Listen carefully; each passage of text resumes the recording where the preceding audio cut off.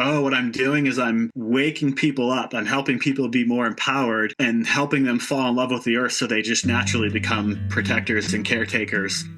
Welcome to the Tracking Connections podcast, and thanks for listening. We feature voices from around the world sharing stories of working intentionally with deep nature connection in ways that transform lives, families, projects, and communities.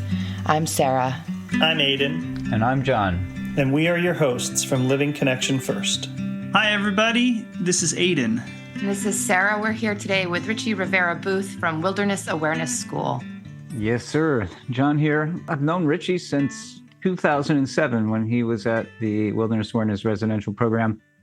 And we had some really interesting things we did that year. I went up and trained his group, and then they came down and traveled to a program I was running in California. And that's when I first got to know Richie. And yeah, since then we have been working closely together. I've been doing a lot of helping him with mentoring since about 2018, kind of on a regular basis. And I feel like Richie's part of my family. Wonderful human being. Yeah, we have some things to say about Richie, but I want him to first say hello so you can hear Richie say hi and tell us something you're feeling grateful for today, Richie. Yeah, thanks, John. Richie Rivera Booth here. And I'm feeling, so I'm up here in the land of the traditional homeland of the Snoqualmie people in Duvall, Washington, where the Wilderness Awareness School is at. And we are just coming out of, even for us, what's a kind of unique cold snap. And now the sun is out. And I'm so grateful for the feeling of the warm sun on my skin. This is the first couple days of the year where you can actually be in the sun and feel its heat and feel its warmth. And also I track the chipmunk. They disappear usually for anywhere from like 90 to even like sometimes 120 days. We don't see them. And I was just surprised this morning when I went to take the compost out to see the little chipmunk pop up from behind my compost bins, which is a little bit earlier than I normally see chipmunk. So also just not only really grateful for chipmunk, but just the sweetness that comes from seeing a friend, like close friend, reemerge that I haven't seen in a while. So yeah. And grateful for you all having me on. Yeah, awesome. I mean, I love feeling the connection of the chipmunk in your story there, kind of chuckling to myself because Sarah and I have these little pockets around our land where we see chipmunks too. And it's always such a hoot to bump into them. There's something unique about their little sparkly vibe, They're basically little squirrels with stripes on them, but they've got special pizzazz, don't they? At Connection First, we really focus on embodiment. And for those of you who might be hearing about Connection First for the first time, it's an online membership that focuses on nature connection and people connection. And we know that we can't actually have connection without experience. We can't, read about a tree and then suddenly be connected to it. We actually have to walk out the door and create a relationship in a felt sense of actual true connection. That's what we're going for, right? And we're going for that also with other people. And so I wondered, because you do a lot of on-the-ground, in-person things at Wilderness Awareness School, that if you could reflect on that. Yeah, the Immersion program, which John referenced the residential program that I took years back in 2007. That's now what we call the Immersion program. So I went through that myself as well. And it is an immersion into a very experiential program. It's a 9-month, I often say college level program, a 9-month program where adults anywhere from 18 years old up to, we've had multiple students in their mid, even to late 60s do the program, and they come here, move here to the area, often from all around the world, and they go to class 3 days a week. And then we also have different expeditions throughout the year. We kick off the year with a 1-week intensive on our land, Lindoran up here in Duvall. And then there's different expeditions throughout the year. And then we actually finish with, it takes about a full month, and there's 3 different weeks of rite of passage intensives as the students go through to kind of culminate and wrap up the experience. It's a total life changer. I've witnessed it. One of the things that dear brother Mark Morey and I were observing, he was one of the co-founders of the Vermont Wilderness School. And he came out and spent some time in the 90s at Wilderness Awareness School when I was still there, helping to train the people to take it over. And he was bemoaning the fact that when he went back to Vermont and he has these young children programs, that he couldn't find adults who had that embodied nature connection, and that was like a bottleneck. And he was like, we could be reaching so many more children if we could get adults to really embody this experience, and we were clamoring essentially for youth staff that weren't just thinking about connection or talking about it or theorizing about it. They needed to role model it, and so we began to see, as these immersion programs began to take off in different parts of the world, that it was filling in a really important gap and actually causing hundreds of more children, thousands of more children to be reached than could have otherwise, right? So I think you guys are playing, like, you're a keystone species in the ecosystem of reconnecting humanity to the natural world. And I can't say enough about the importance of that. And I was around that fire for many years as one of the main instructors at the original residential program. And I saw people go on a journey. You were reflecting on something, Richie, which I think people would really appreciate hearing. They show up because they read some, nature connection books or Tom Brown books, or they took some classes, or they went to a primitive skills gathering and they're like, oh, I want to immerse myself in this, right? So they come for the skills, but there's something that they receive, which is a huge gift. And you spoke to us just about this before we started recording. I'd love for you to reflect on that again. Yeah, this is a pattern that, it just shows up every single year with our students, kind of no matter what they come here for. And even still now, as we've learned to kind of tell the story of what the immersion is, and that so much of it has to do with the community element and experiencing this stuff together. But nevertheless, like, so many people come here and they're coming here for the skills, they're coming here for survival skills or wildlife tracking, or they're into plants, or, kind of any of that. But like, such a core part of what we do in the program is that we do it together, and that the students are doing it together and they're forming this community. And there's this sense of unity that starts to build. Or a lot of times we talk about like belonging, people experiencing belonging. And as people develop relationships with the natural world, which is a huge part of what we do, they start to develop this unity with the natural world and a sense of belonging with the natural world. And that's empowering and that's healing, and people get a lot out of it. But I feel like people get the most rocked by the sense of connection and relationships they start to build with each other, with other humans. And I have this sense that part of that is because that's also one of the places where we have some of our biggest wounds. But it's just amazing to watch people as they start to connect with each other and start to trust each other and start to open up more with each other, the transformation that they go through, and just so much more empowered they seem to feel through actually being able to have healthy relationships with other humans. You shared earlier that you started as a student in this program, and now you've transitioned to being an instructor in the program. Can you tell me a little bit about your journey? I grew up in Washington State, down near Mount Tahoma, Mount Rainier, on the Nisqually River. I grew up camping and out in the woods pretty much all the time. All of my summers out camping with my dad and my sister and my mom. And a lot of the locals would just take off up into the hills. And we would always camp on the Deschutes River, actually. And I just spent all of my time up and down this river. It was kind of like the free roaming kids, like we would just take off and we would be gone outside of any adult supervision, playing on the river all day. And when I was at home, making the kids trails in the forest out back, and just that surface area and that exposure, without really realizing it, I developed a real deep love for the natural world and specifically for rivers.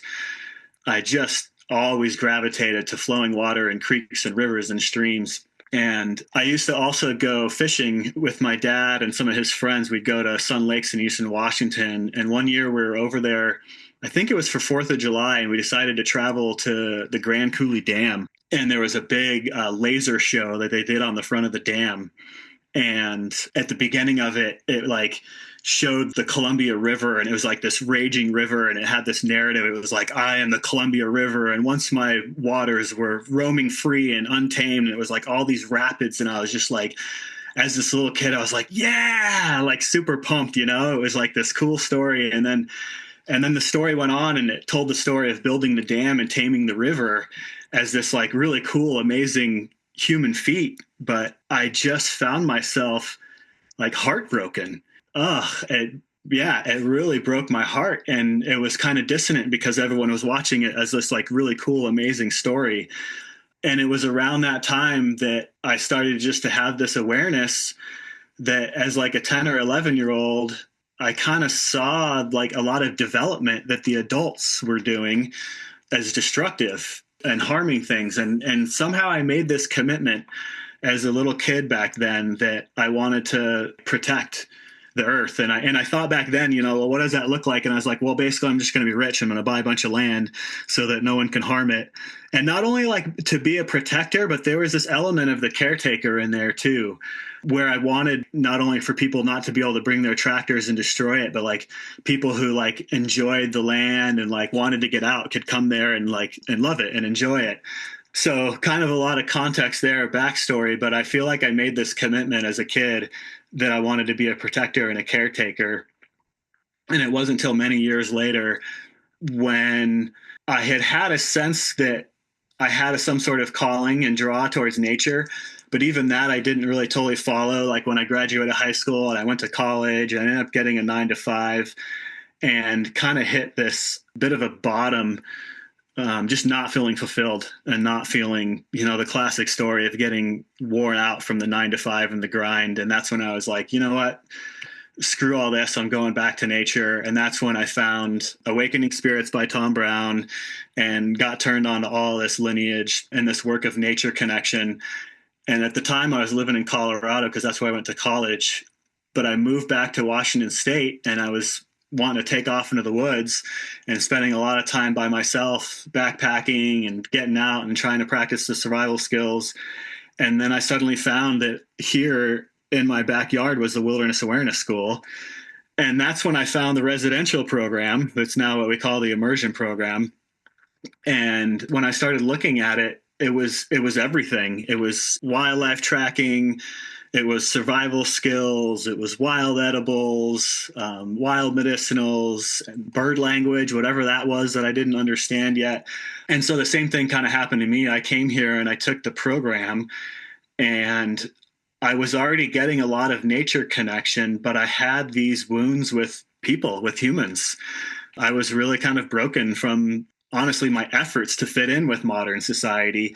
And as this program was so beautifully woven together to make us depend on each other, we're put in all these situations in the program where not only are we connecting with the natural world, but we really have to kind of depend on each other and communicate with each other and build a relationship with each other. And similar to what I see with our students now, that really, really rocked me. Yeah. I don't know if that answered the question as far as where we started with there, but that's kind of what got me to where I'm at here now. And I just feel so like fortunate and blessed that I get to hold this space for others and get to watch them go through their own personal transformations as well.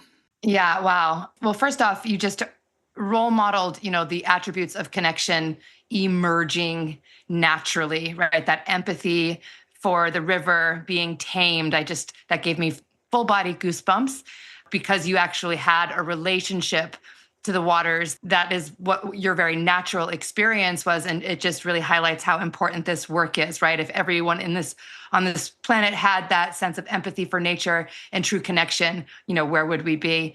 And hearing you talk about what I would maybe summarize to say bonding that happens in the immersion program just feels so valuable because so many people that are interested in nature tend to be loners. Going to nature for solace and for connection with nature often doesn't have the people part, right? It's very often a solo mission. I think many people have that same wounding with people because it's my opinion that because people have separated from nature, we've also separated from our natural selves.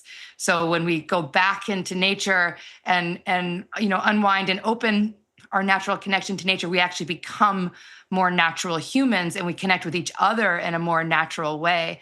So doing things with other people is naturally bonding, right? And especially if it's in nature, and especially if there's a sense of adventure, like whitewater rafting with your family. Nobody can talk about anything, right? You're just experiencing the moment and you're having fun. There's a little bit of fear, there's excitement. And then, dinner that night around the campfire is like telling stories about the day and laughing, right?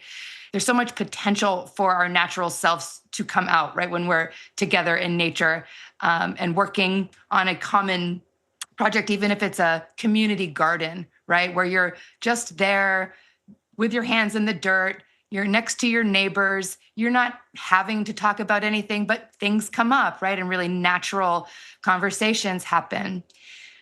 Well, I guess the other part that I see there in the group field, especially with like survival skills or tracking, in our modern society, there's not a lot of context, right, for tracking or doing a hand drill fire. So trying to do that on your own, yes, it definitely can be done. But if you're with a group of people that also are focused on that task, you're much more likely to invest your time, right? Because there's context, there's meaning, there's value, there's a shared experience happening.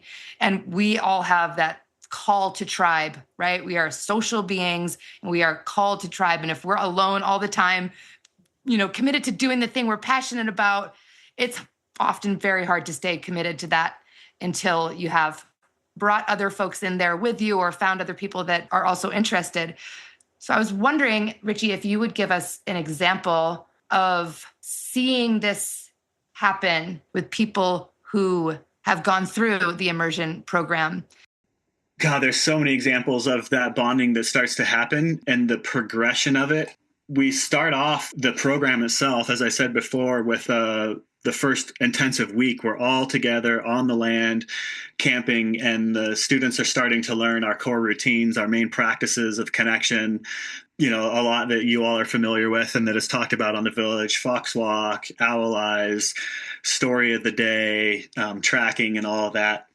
Well, I guess even before that, it's these people that are coming together that already have some sort of interest, if not like deep love for the natural world. That's the type of people that we attract. So I think there's already like a sense of connection as soon as people start meeting each other.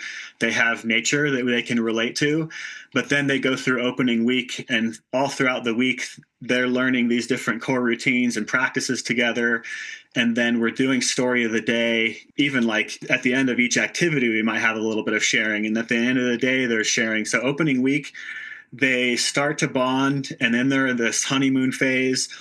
And then a few weeks into the year, a few weeks later, we go to the Oregon sand dunes on a week-long wildlife tracking expedition where they learn the basics of wildlife tracking. And again, while we're there, not only are they learning tracking together and having to chew on stuff together and figure stuff out, but like we have some different challenges and activities that we put them through out on the dunes where they have to work together as in their different groups, their different groupings that they're in to come to accomplish these challenges. And that's usually what we call like the end of the honeymoon phase. That's the point in time where like, we all know, where people start bickering or like people start rubbing each other. And then we have to start leaning on our leadership curriculum and different tools of communication and reflective listening and whatnot. So there's that shift there. And it's almost where people start to like push away or push back a little bit. Like now they're kind of experiencing the wounds that they have with people or the challenges with communicating. But luckily we have these tools to process and to work through that.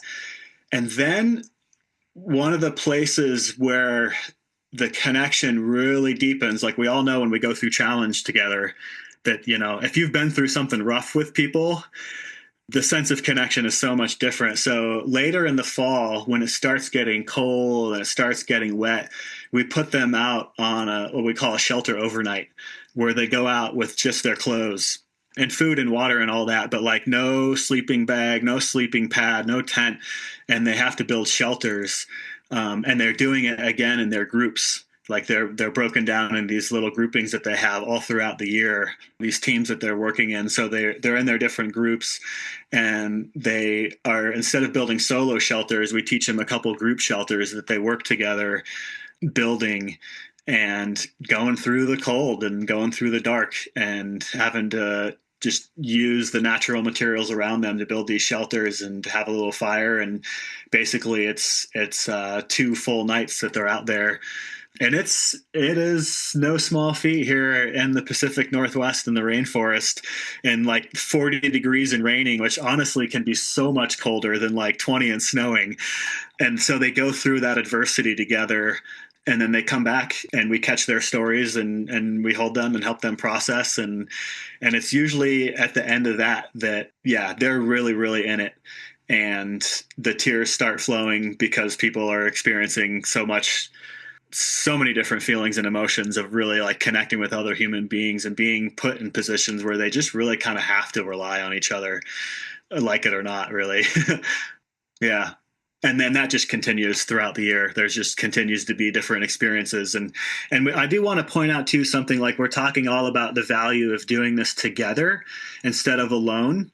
And that there is a lot of solo activity too. And people have a lot of alone time, especially like the routines that they practice on their own and their sit spot. And I myself, before I came here, was going out into the wilderness alone on these solo treks and stuff like that too. And I do feel a lot of value in that. Like we all know, like alone time, and especially alone time in nature, is such an amazing balm, and so much connection comes from that too. But it's the element of people connection that's often missing, that people don't get, that I feel like with this program running for so long now, over 25 years, is just so deeply woven into the experience that there's just kind of no way to go through the immersion without getting that to some degree or not.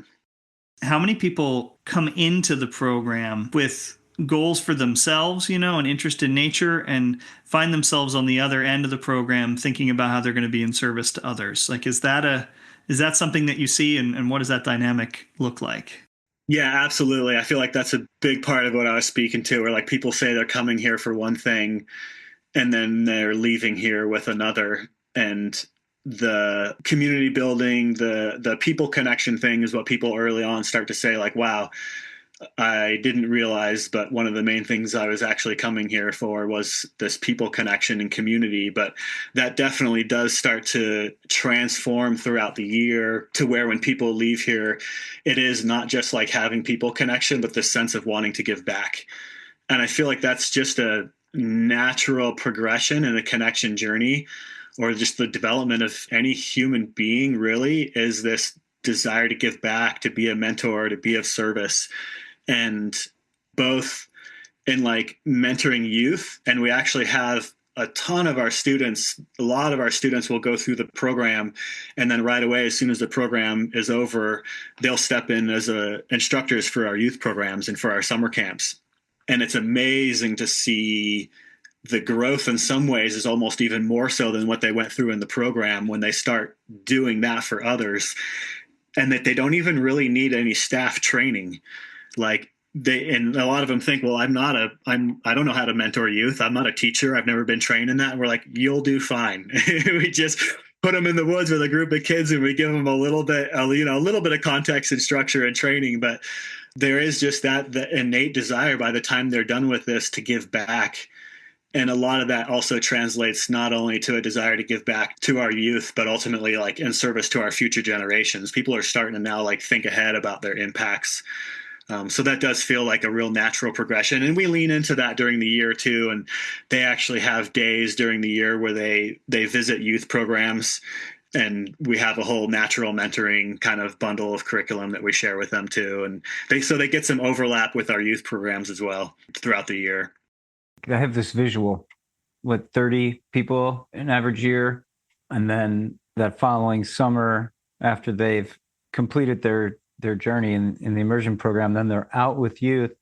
And, maybe it's probably not all 30 of them, obviously, right? But maybe a dozen or 15 or something. And all these children who, from my experience, because I worked tons with children when I was starting out my work in 1983. And I really didn't start training adults till about 92, because, the children were so fun to work with, and they didn't really need much prompting, you know what I mean? But the thing I noticed about the children early on was that they could tell which adults were connected versus which adults weren't. They can spot when somebody has that sparkle, that comes from that sense of unity that you were describing earlier so beautifully.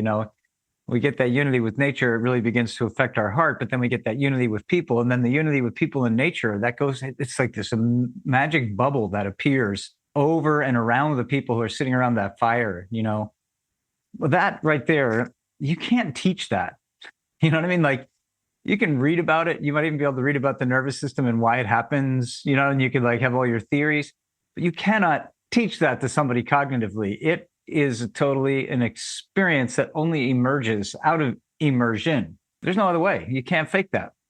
But kids pick up on that, and they know when somebody has that. There's just a magnetism, a charisma that the children see in the adults that are connected. So I just feel the visual I get is like, all right, these people went on this journey that seems a little crazy maybe to most people, right? What? We're going to go in a rainforest in 40-degree weather when it's raining, and we're going to build shelters, and we don't get to have their sleeping bags. We don't have heaters. Like, we got to make this work or we're going to suffer. Like, that sounds fun, right? But, all of the things that are plugged into the map of that year, it's so life-changing and such a gift to people. But really, truly, the gift is beyond the doors of, the doors. There's no door on Malali Achui, that building that Ingwe named around the fire there. There is a tent flap, though, right? You can open the canvas and come in. But, beyond the door, beyond the reach of their Wilderness Awareness School residential or immersion experience, you have no idea how these people are touching lives out there, whether intentionally or not, whether they go on to start a nature school themselves or whatever, right? But collectively, how many thousands and thousands of children lives have been changed because of that? So I want to lift that up because, and of course we need more of that. We need more of those people to come on that journey, to connect again, to go deep, carry that in their heart, and then go off into the world and influence in whatever way they do. Because I'm sure you must have heard some cool stories from people who left Wilderness Awareness after the Immersion experience and then got into something out there in the world that was really cool for you to hear about. Yeah, and it's interesting because I don't know how much I wrapped with my story. What brought me here, like that commitment as a kid, as a 10 or 11-year-old, was like, oh, I want to protect the earth. And then after being here for so many years, realizing like, oh, that's why I'm here. Only it doesn't look like what I thought as a kid, that I would buy tons of land and just protect it. Oh, what I'm doing is I'm waking people up. I'm helping people be more empowered and helping them fall in love with the earth so they just naturally become protectors and caretakers. And yeah, just as far as what people do when they leave the immersion, it's kind of anything underneath the sun, but they're empowered and they're giving back. And yeah, sure, like some of our grads become nature instructors, open their own schools, but yeah, there's just so many different avenues as far as where people go with this. And there's some stories like Phil Bennett, who I think you actually probably know, John, maybe from years ago. He became an arborist, which you can see how that, relates and connects. He was working with trees. He loves the natural world.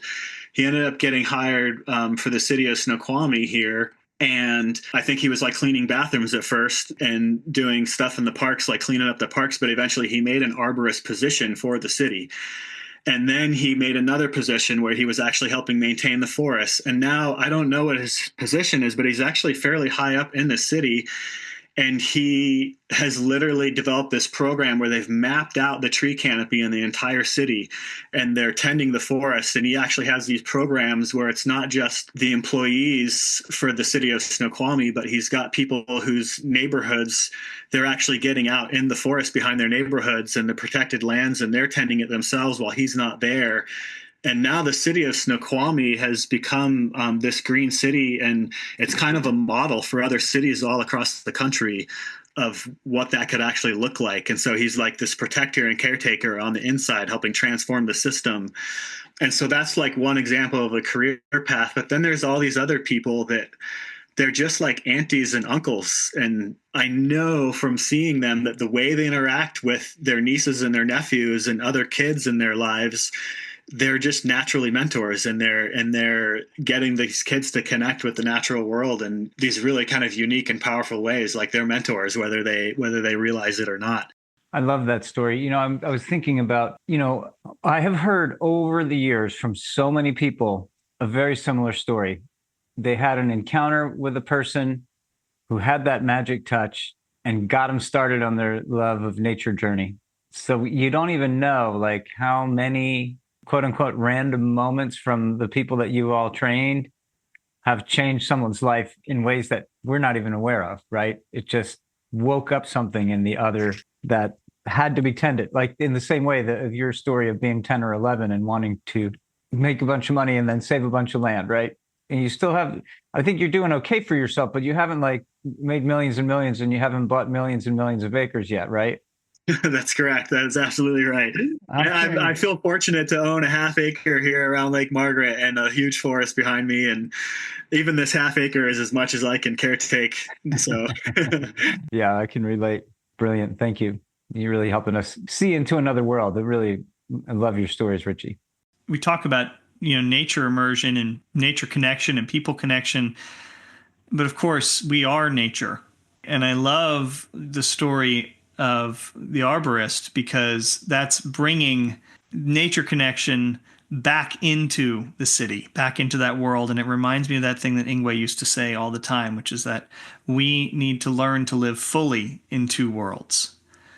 It's just very inspiring to hear that connection and all the forms that takes.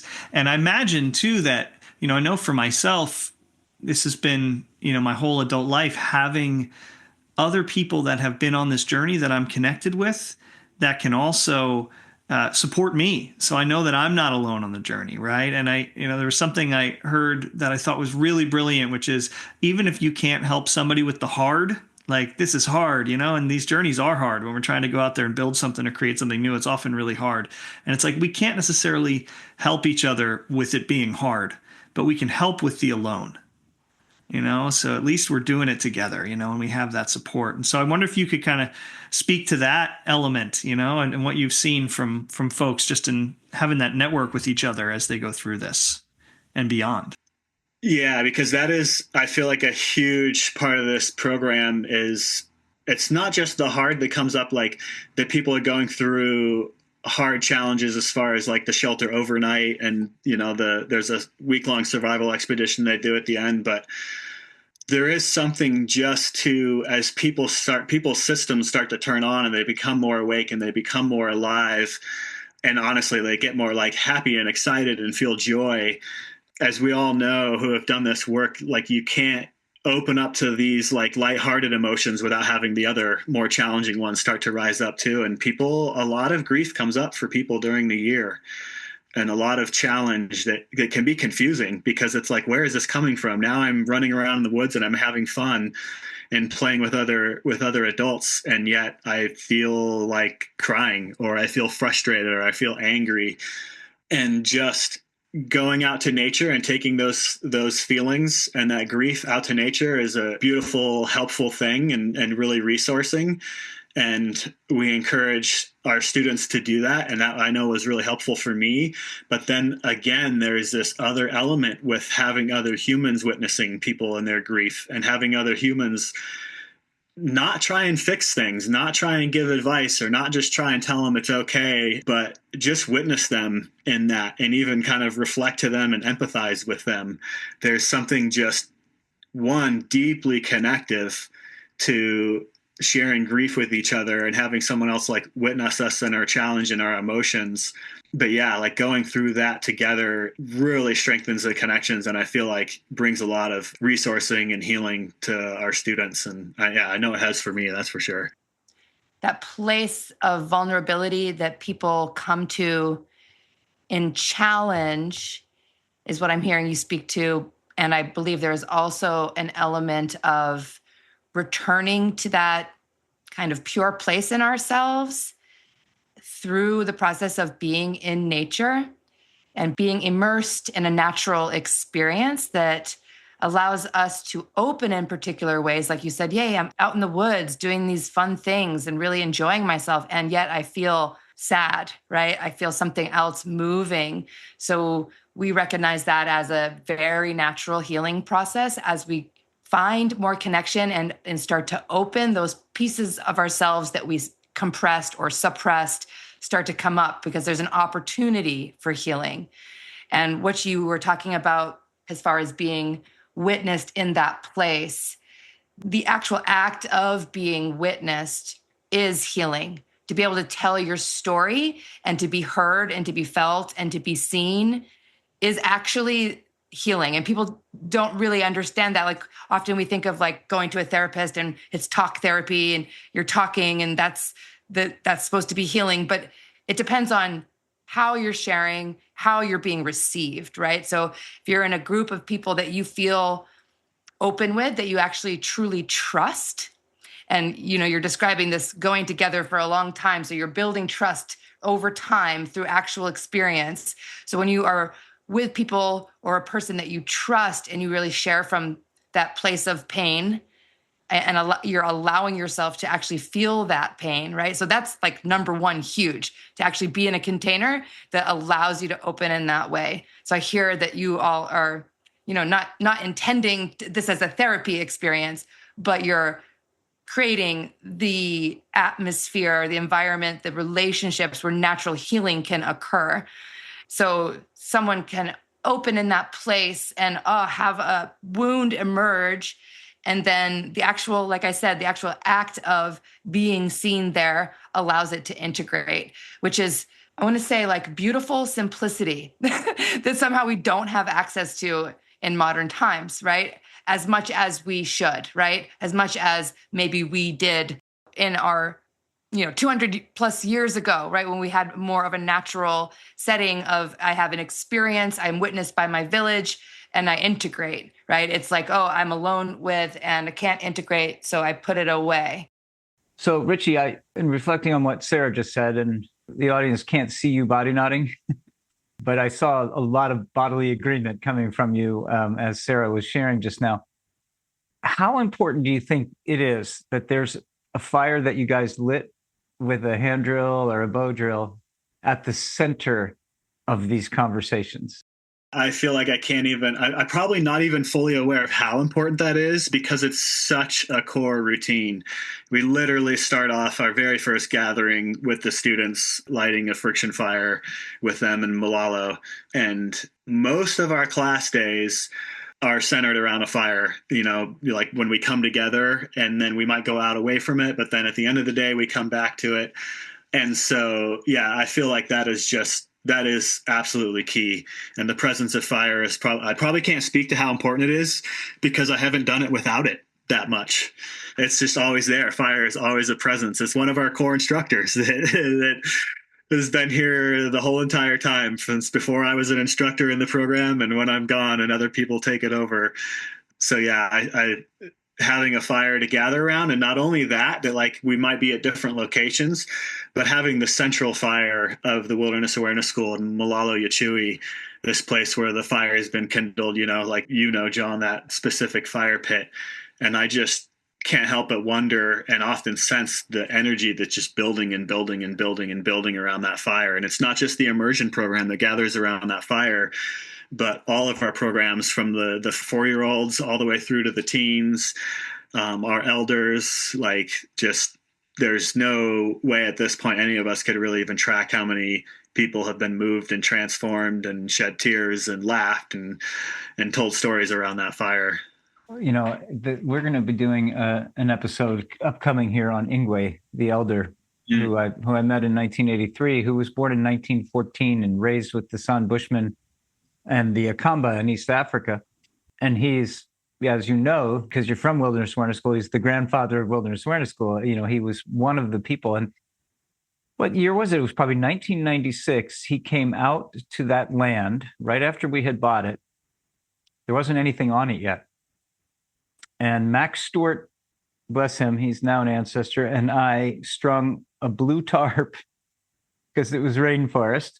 It was just so ugly, right? This blue tarp hanging from the trees around this little fire ring that Ingwe told us to help him build. And he sat there in his folding chair, because he was an elder at the time, right? And he had his cane, and he was giving us instructions. And we had this weekend gathering around that fire with only a blue tarp hanging over it. And Ingwe was such a powerful elder. He was raised and adopted by the medicine man Musami of the Akamba tribe where he grew up. And I mean, he had some serious mojo, Ingwe, this powerful, powerful elder. And he said, I'm going to name this fire a sacred fire, Malala Yachui, the lair of the leopard, in the language of the Akamba. And this fire, let it always be remembered and always known as a sacred fire, a place where only hope for the future will be spoken about for the children in the future generations. And when he did that, Mac and I were just like, oh no. Okay, so he came out, he blessed this fire. Now it could only be lit with a hand drill or a bow drill, right? It could never, and he said, don't ever light it with matches or a lighter. It always has to be lit intentionally with in the sacred manner. That was Ingwe's declaration, right? So, gosh, he must be looking down right now on that fire and hearing this conversation, and his heart just must be so, so filled. This was his wish, his dying wish when he passed in 2005.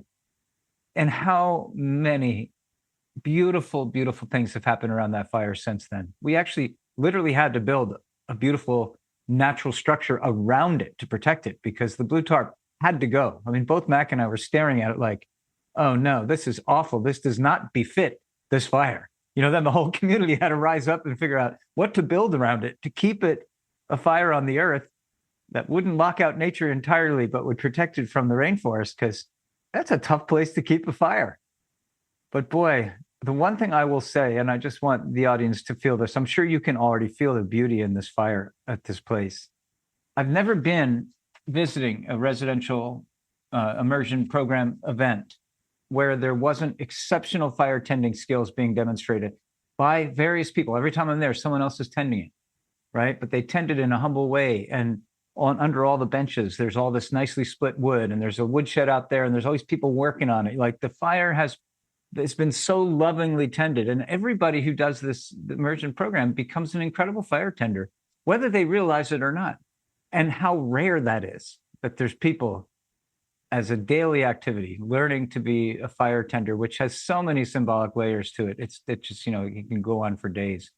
But anyway, I just want to thank you for these stories, Richie. And I really appreciate Sarah and Aidan, your reflections and questions as well.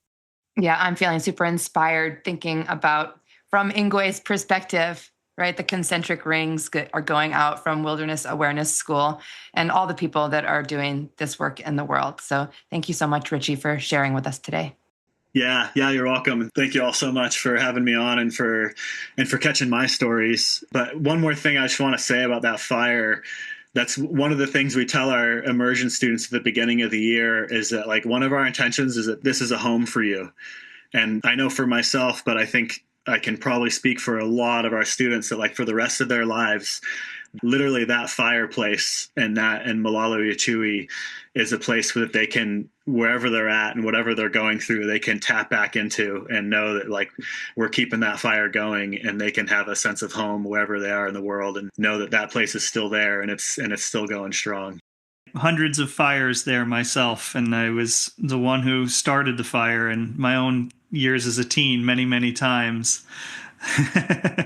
So I just so grateful to know that fire is being tended so well still to this day and will continue. And for those of you out there who might be feeling your own inspiration right now and feeling called to that fire, we will have the information for how you can find out more about the immersion program and the work that Richie's doing at Wilderness Awareness School in the show notes. And if you're feeling that call, I think you should answer it. You won't regret that. It's a one-way journey that transforms you into a beautiful place, and you will join in the power of that fire and be a source of light and warmth in the world. Thanks for listening to Tracking Connections. If you enjoy this podcast, it would mean a lot to us if you would take a minute to follow or subscribe. Following the podcast helps us, and it helps you, because you'll never miss an episode. We'd also love for you to give us a 5-star rating and review and share an episode with a friend. To learn more about our current offerings, visit livingconnectionfirst.net. We'll see you next time.